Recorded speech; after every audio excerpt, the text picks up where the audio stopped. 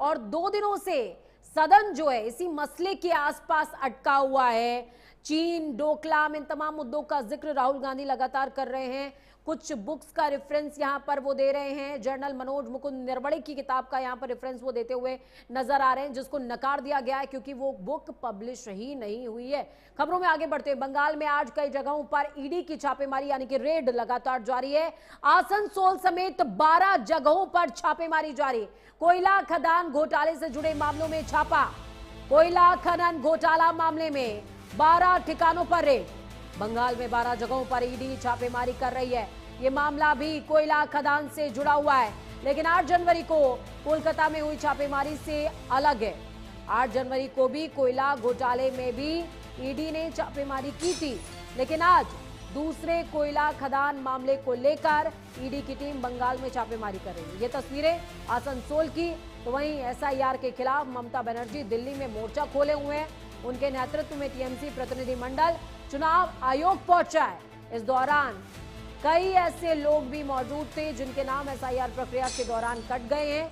ममता बनर्जी, अभिषेक बनर्जी और अन्य नेताओं ने सीसी ज्ञानेश कुमार से मुलाकात की, बात की। इस दौरान मुख्यमंत्री ने एसआईआर प्रक्रिया पर सवाल उठाए। जानकारी के मुताबिक बैठक के दौरान कड़वाहट भी दिखी है। खबरों के मुताबिक ममता बनर्जी ने सवाल उठाए तो सीसी ने जवाब दिया। उसके बाद ममता बनर्जी और अभिषेक बनर्जी ने सीसी को रोका है और कुछ ही देर में ममता वहां से नाराज होकर बाहर निकल गई।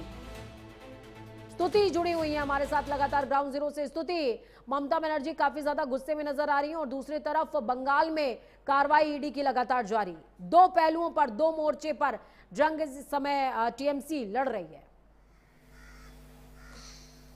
जी बिल्कुल, एक तरफ तो ईडी की जो रेड है लगातार पश्चिम बंगाल में अलग अलग ठिकानों पर की जा रही है, यानी कि 12 ठिकाने हैं।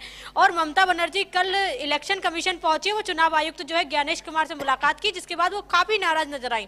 ममता बनर्जी के साथ जो है 15 लोग और थे जिनके जो वोट काटे गए थे। उसके साथ में अभिषेक बनर्जी उनके साथ में थे और उसके बाद में ममता बनर्जी पहुंची और उनकी तरफ से ये कहा गया कि इलेक्शन कमीशन उनकी बात सुनने को तैयार नहीं है। उनकी तरफ से ये भी दावा किया गया कि 98 लाख लोग हैं जिनके पश्चिम बंगाल में जो है वोट काटा गया है।